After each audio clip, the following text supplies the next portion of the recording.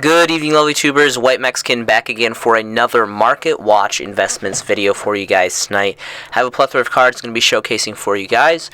These are going to be my personal selections, and I do hope that you enjoy. Getting things kickstarted tonight is going to be the one and only Crackybot Cybersaurus. And this card's pretty legendary. There's no holofoils of this. There's two common variants, OTS Pack 16 and the original Generation 1 Set 2 Metal Raiders. It's got really cool artwork. I really think this would look great in a holofoil.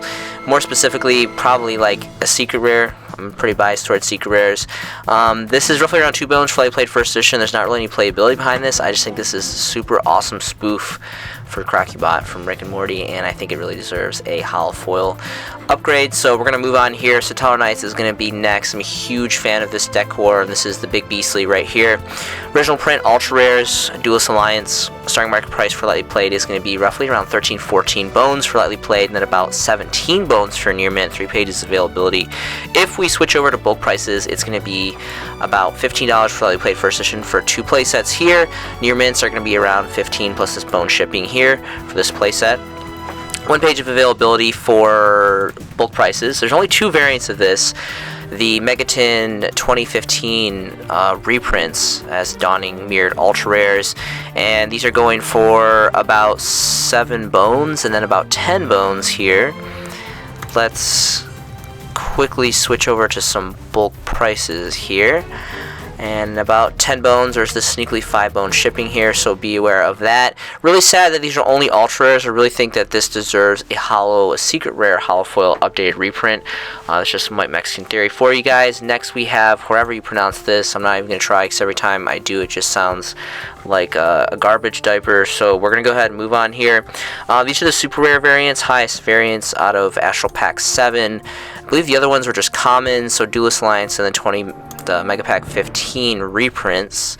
It is, of course, Astral Pack, so you don't have to worry about first edition copies. They were not manufactured. These are about 2 bones for near mints and roughly around 2 bones for light played. Just the same, 5 pages availability. We switch over to bulk prices. There's a stack of 3 here for lightly played for about 3 bones, and then there's a stack here of 3 here for near mint.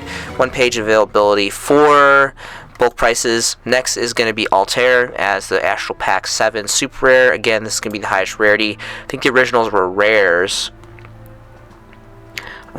out of Duelist Alliance and the Megaton reprint, so obviously this is going to be the best as the highest rarity as the super rare. Astral Pack 7 is extremely old too, so we're going to go ahead and take a look at some prices. These are about 4-ish 3 bones, pretty much all across the board. 3 pages availability. If we switch over to bulk prices, starting stacks are going to be roughly around 4 bones plus this $2 shipping, and then it goes to about 6. 1 page availability, so really limited on that. Next is going to be Vega. Sadly, Vega only has commons for some reason. This card's really good. It's usually a one of for most builds. At least I run one in my build. And yeah, Duelist Alliance commons, and then the Mega 2015 reprints. So this definitely deserves at least a super rare. Again, a lot of people usually run this as a one of. I think it's a fantastic combo starter, and these are pretty much a bone across the board, well, about a quarter bone pretty much all across the board. There is a fat stack of 22 here, a near mint first edition, and a fat stack of 12 here for about a quarter piece. So really great stuff on that. Definitely needs a holofoil update. Moving on is going to be Magical Scientist. This is another fantastic band card, very, very old Generation 1 band card, and I think that this definitely deserves a holofoil reprint. We have the original Magic Ruler commons, and then we have, of course, the Dark Grabs Volume 1 rares, this being the highest rarity. These are roughly around 2 bones for lightly played, and near mints go up to double price for 4. If we switch over to bulk pricing, there's a fat 5 stack here for about 17 plus. Then this 13 stack right here, fantastic number, goes for 20 bones for near mint. Of course, we have the original Generation 1 common first editions exclusively for the Magician's Force. And I like both of them personally. I mean, just because Dark Revs is a rare, I mean, it's not a holofoil, it's still a little bit, one variant higher. That's an option. These are not even a bone for lightly played first editions. Let's go ahead and check for bulk prices. And they're about a bone for this first playset, and then your mints are about a bone and a half plus the shipping for about a stack of 5. quickly dwindles and increases after that. Not really a lot of bulk prices available for the original print. So again, I think this definitely deserves like maybe an OTS super rare. That'd be pretty cool, but more specifically a secret rare would just be fantastic for this card. Next is going to be Bahamut Shart. This is the original. This is the original secret rare here, dawning out of Abyss Rising. So there's other variants. I believe there's an OTS super rare. Yeah, OTS pack 13. Again, another fantastic number with that 13 for the super rare variants. Let's go ahead and clear filters here because apparently something is horribly wrong. And these are about 9-ish bones. They're about 8.5 a piece for near mints. This first playset here is about 9, and then there's a stack of 8 here for 9. So pretty good on the bulk prices. But again, let's see. There was this premium crap, ultimate crap variant, which no one really cares about. It can probably burn in a fireplace somewhere. Little kid's campfire, but the secret rares are really where it's going to be at as the highest rarity, and this is very expensive. I mean, unlimiteds are like dawning under about 30 bones, phantom under 30 bones, but we don't talk about peasant rarities. We want first edition exclusively, so about 40 bones. Lightly played first editions are about 39 bones, and then near mint are going to be about 42. So very, very pricey on this. Doesn't look like there is bulk prices available. Only 2 pages of availability. These are all onesie twosies, so really, really great stuff on that. And then, of course, we have the totally awesome right here, original variant Invasion of Chaos, secret rare. And this is actually surprisingly relatively affordable. It's only about 19 bones for first edition lightly playeds. And if you want a near mint, it goes to about 22. 3 pages of availability. If we switch over to bulk prices, increases a little bit more to about 27 for the stack of 4 here. 3 pages or 3 variants or 3 sellers available for bulk prices. Of course, there is the Mega Pack Mirrored Secret Rare variants from 2017, and then you have this Maximum Crap, Ultimate Crap, which no one really cares about, which is surprisingly good money. It's like 10 bones almost, which however that works out. 2017 Megatins are going to be around 13 bones for first edition lightly played. Near mints are going to be around 17. And if you switch over to bulk prices, there's only one single listing for 20 bones for lightly played first edition. Next is going to be some Mermail stuff. This is the ultimate rare, Abyss Lind. Original ultimate rare out of Abyss Rising. Really, really great set. Super water set here. Lightly played first edition copies are going to be 26 bones. And then near mints are going to go up to 30 bones. 3 pages availability. If we switch over to bulk prices, we're going to get our first stack here for about 28 plus this 99 shipping for lightly played first edition. And 30 bones. Phantom under 30 bones for this play set here for this near mint first edition. And there's only a handful of listings here and 1 page availability for that. So if you feel like a lot of people forget about this card, it's really hard to see in this picture. It's very, very dark. It looks a lot better in person. The ultimate rare foiling just looks fantastic. It just came out way too dark in this picture. And then we have Abyss Gaios, which is another great rank 7, one of the best rank 7s of all time, my personal opinion, right up there with Big Eye. And what's the other one? Draco Sack something. Highest rarity is the ultimate rares here, Abyss Rising. I think there's also ultra rares, but no one really cares about that because that's some peasant rarity. So we're gonna go full on ultimate rare first editions exclusively. Lightly played are gonna be around 18 bones, and if you want a near mint, it's gonna be about 20 bones. There's 4 pages availability. And if we switch over to stacks, there's a fat stack of 10 here for starting market price of 21 bones for near mint first edition, plus the sneakily shipping of 5 bones. Next is going to be Dragoons, Atlantean Dragoons, Astral Pack 2, an insanely old set, amazing rarity of ultimate rare. One of the, just a powerhouse card of the deck, amazing artwork, amazing rarity, just pretty much everything under the sun going for this. Starting market price is going to be 115 bones, plus this 99-cent shipping for lightly played. If you want near mint, it goes up to 130 bones for a stack of 2. There's 3 pages of availability. If we switch over to bulk prices, our first bulk price as a playset is going to be 115 for lightly played first edition, and then for near mint, it's going to be 130 bones a pop. There also is the super rare variants, which I personally think that are pretty good investments, seeing how they're so insanely affordable. There's even the OTS Pack 14 commons, but those are pretty much going to be useless when you're going to be running up against the original print first editions exclusively super rares. And these are about 3 bones for lightly played. Near mints are around 3 bones as well. There is a stack of 3 right here for first edition near mint for about 3 bones, which is fantastic. This card used to be significantly more expensive it's trickled down in value, which I think is fantastic because this is still holofoil, still super rare, super biased is super rare, but you know, this is the OG print. As long as you get that first edition stamp, I think you're squared away, and this is definitely a healthy alternative to the very pricey ultimate rare. Next is going to be Ghost Sister and Spooky Dogwood. This is the original secret rare variants, Dawning Out of Dane, Dark Neostorm. And starting market price for this for lightly played first edition, there's a 2-stack here for about 8 bones. If you want near mint, it goes up to about a phantom under 9 bones, and there's 4 pages of availability. If we switch over to bulk prices, there's only a single stack of 2 playsets of 6 near mint first edition for 18 bones plus this sneakily of 4 bone shipping. Really, this is the only variant. I know that there was like the Lost Art, Crap Art variant with the whole none thing. I think it's very, very manual and just not good at all. And plus, they made it the disgusting rarity of ultra rare, so pretty much useless. This is really going to be the only variant that's worth investing exclusively for the original print first editions, in my opinion. Next is going to be Elemental Hero Ocean. There's a really cool variants of this. We have the DT Terminal 5 commons, which look fantastic, and then of course we're going to have the Shonen Jump promo magazines. This is really cool too. Again, Shonen Jump promos have been discontinued for quite some time now. This card has really great artwork, not the best effect, but it is an elemental hero, you know, so it has that kind of collectability, fanboy favorite. Really fantastic artwork. The eyes here, like these emerald gold, reminds me of General Grievous from Star Wars. It's really, really cool, so you guys should check that out. These are roughly around 4 bones for lightly played, and near mint variants are going to be about 6 bones. There's 2 pages of availability if we switch over to bulk prices. There's 3 listings. Starting market price for lightly played is going to be 5 bones plus for 4, and then near mint is going to be 6 for 3. Again, healthy alternative is going to be the DT common variants from DT5.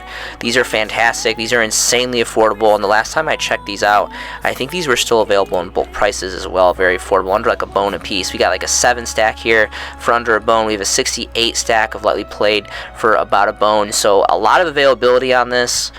And just all around fantastic card. Again, there's a lot going on for this card.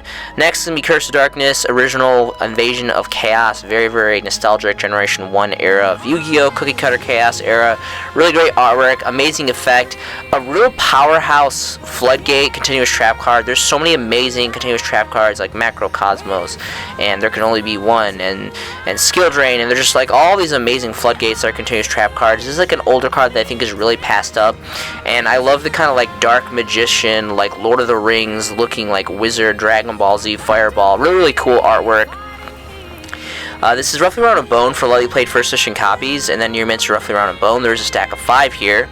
Really quick, I'm going to switch over to bulk prices. Again, you get that near mint first edition from Big City Cards for 5 bones, and then you have these other variants right here. This is really going to only be the best rarity because there was the Dark Reps Volume 2, rare, mirrored, and then of course there was the common out of Layer of Darkness.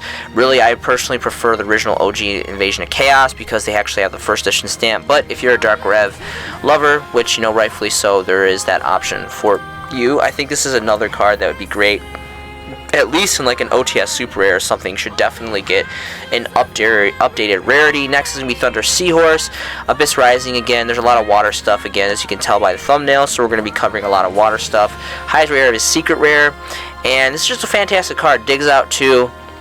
I think this card is very undervalued, and for a while it had kind of an uptick in price value. I think it went up to like 8-7. Now it's back down to roughly around 4 bones for lightly played variants. For lightly played first edition, the near mints are going to be about 4.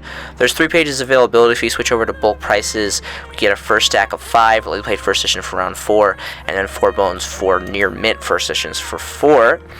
There's other variants like a tin promo, super rare, well, only one, the 2013 Megatins, which again, it's still very much a promo. 2013 is very old now, so, and its holofoil is super rare, so I wouldn't discredit that. But again, the first edition secrets are just so affordable, you might as well go for the high rarity of the original first edition secrets. Next is going to be Royal Magic Library. This is insanely old. This is a Generation 1 card going all the way back as a common Magician's Force. This is the highest rarity as a super rare, OTS Pack 7. These are relatively affordable. Near mint copies are under a bone. There is 7 pages of availability. Let's check out bulk prices. Even for bulk prices, they go for under 2 bones, 1.65 here. Before you factor in shipping from Big City Cards for near mint, and there's a lot of pretty big stacks here. 2 pages of availability. This is a fantastic card. Love the artwork. I love how we finally got a super rare holofoil. And again, that's really going to be the only alternative. There's going to be, of course, the original Magician Force first edition commons, but I really don't think that they're going to compete with the super rare holofoils, even though these are significantly more newer. They are holofoil, they're super, and they look very, very nice, and they're just shiny, so it's going to be pretty much all I'm going to say about that. Next is going to be Begone Neve. Nave, however you want to pronounce this. This is going all the way back again. Cookie Cutter Chaos Generation 1 IOC. Insanely good card. It's kind of like just a continuous pulse. Really great, awesome, old school artwork here. Again, just being a very nostalgic Generation 1 common card here. This is insanely affordable. It's pretty much like a quarter bone all across the board for even first edition copies. Switching over to bulk prices, there's going to be near mints. I mean, a quarter a pop. Very, very insanely affordable. Other variants, 3 other commons. If you guys like Dark Revs, there's a Dark Revs variant, but again, I'm really all about original prints for the first editions exclusively, so I would personally recommend the IOCs myself.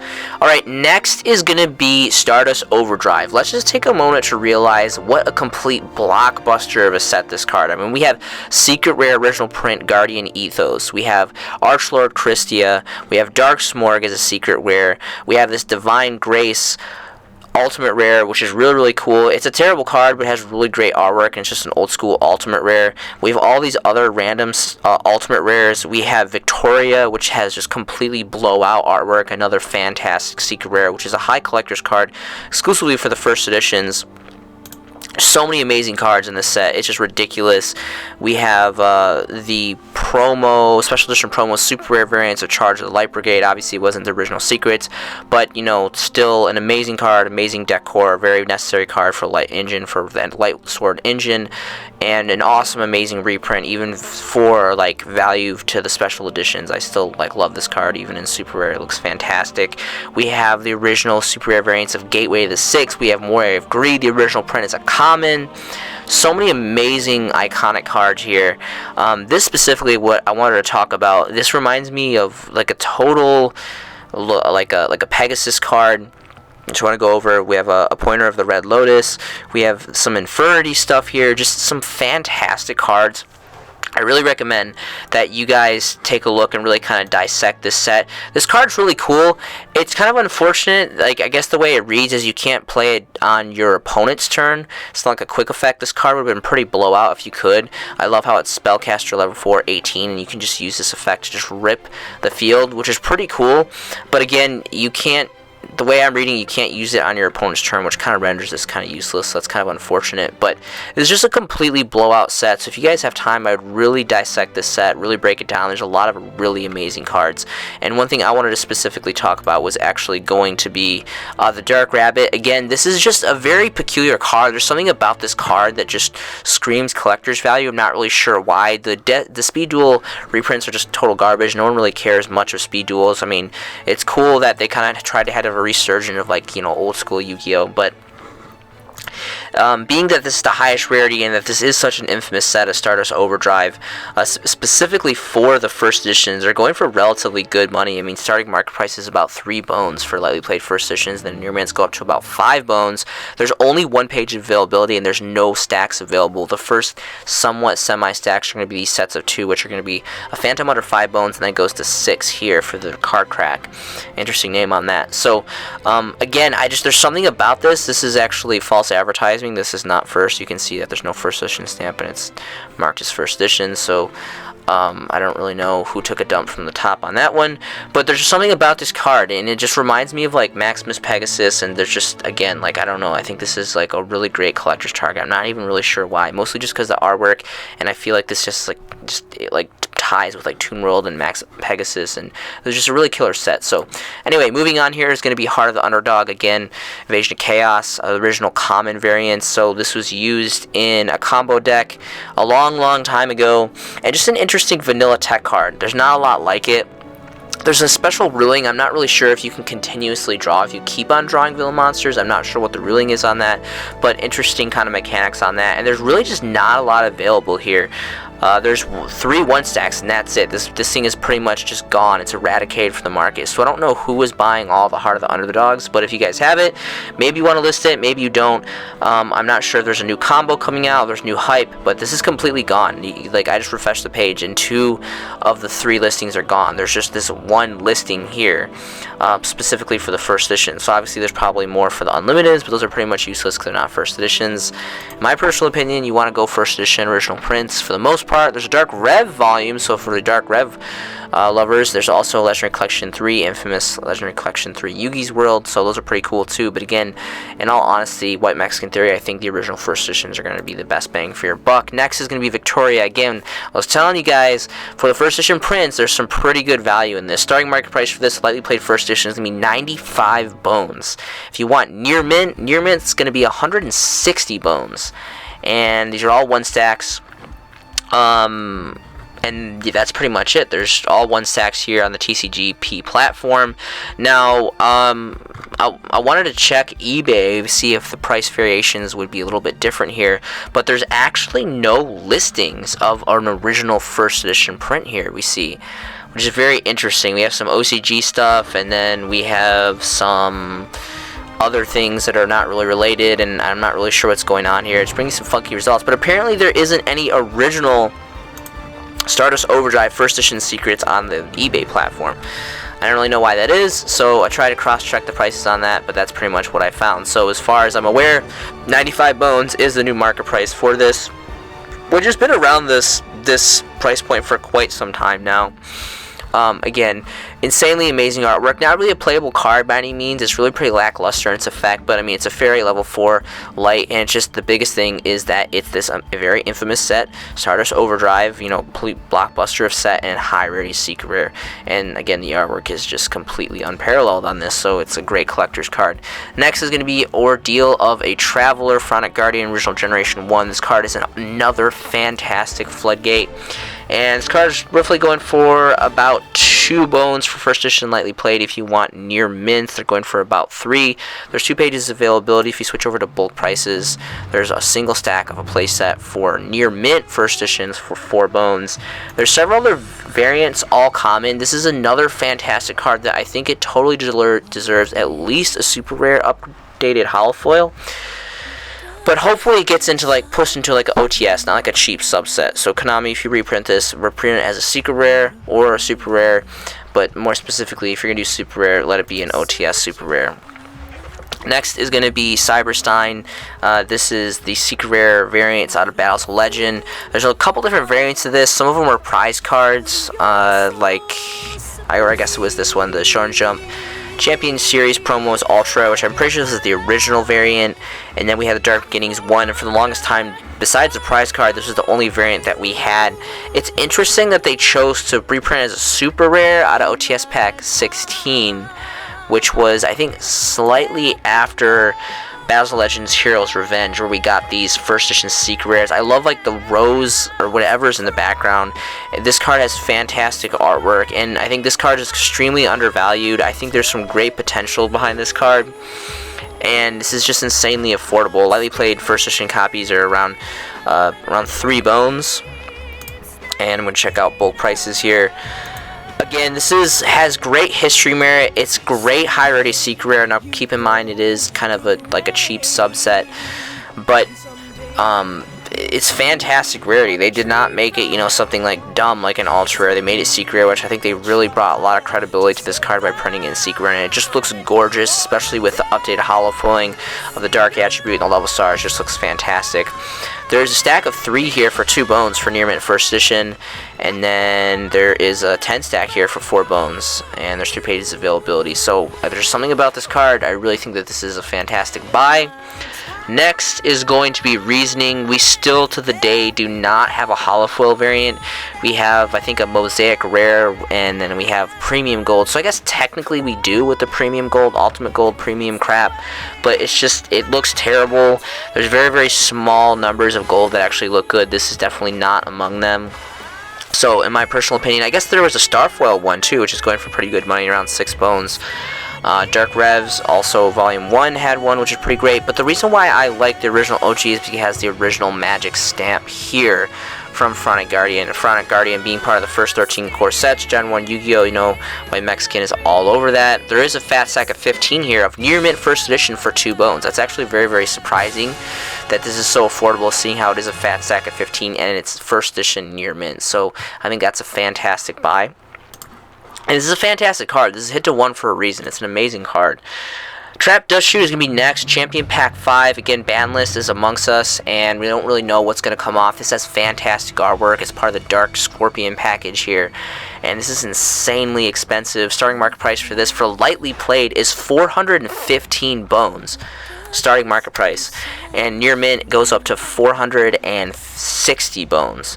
There's no stacks availability here. They're all onesies here. So again, I wanted to cross-check prices with eBay. It looks like there is apparently a moderate played one here for around 300 bones. I'm not really sure how mod play for this. There's another one for lightly played here for around 350, and then there's another light played here for around 357, 358. So you can see it's relatively kind of the same. And I'll run a fantastic card. Again, these old Champion Pack Super Rares just look so fantastic. And this is another one of those old man cards that's just very old. And again, it's more specifically because it's set. Not a lot of people have this set. This is a huge collector's sought after set, and it's just a fantastic card in general. So just wanted to showcase it for you guys really quick. Insanely collectible card, insane value.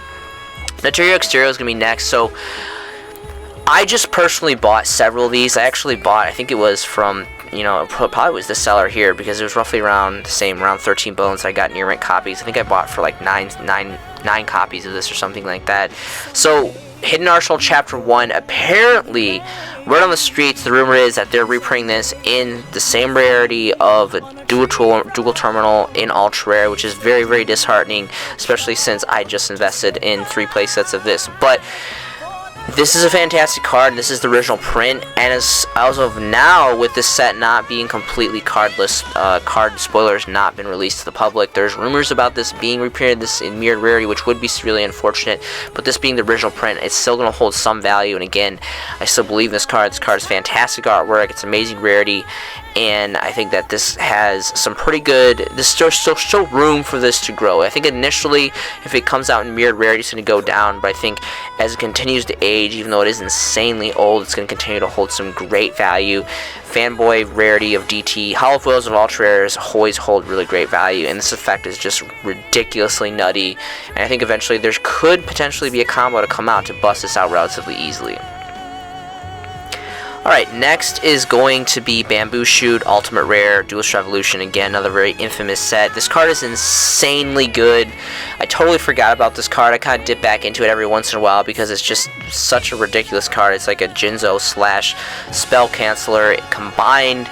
Obviously, you have to run Naturias to a certain extent, maybe like an Altair blend, which is a very, very old set, and kind of watered down, really not a whole lot of compatibility in it, but they just have some really killer cards. Again, like some of the extra deck cards, and like Cherries was really good, and Rose Whip. I'm thinking more specifically of Rose Whip, and this, again, Bamboo Shoot was just a really awesome card. Obviously, there's Ultra variants, which, you know, are kind of so-and-so, but the Ultra Rare is going to really take the cake. Starting market price for this is going to be around 19 bones for lightly played first edition. If you want near mint, it's going to be about 23 bones, which happens to be a 3-stack here, and there's 3 pages of availability, and it looks like that is going to be the only bulk pricing there. Well, actually, there's a 4-stack here from Troll and Told for significantly more, and it's about 35 bones for their near mint first edition. So an all-around amazing card.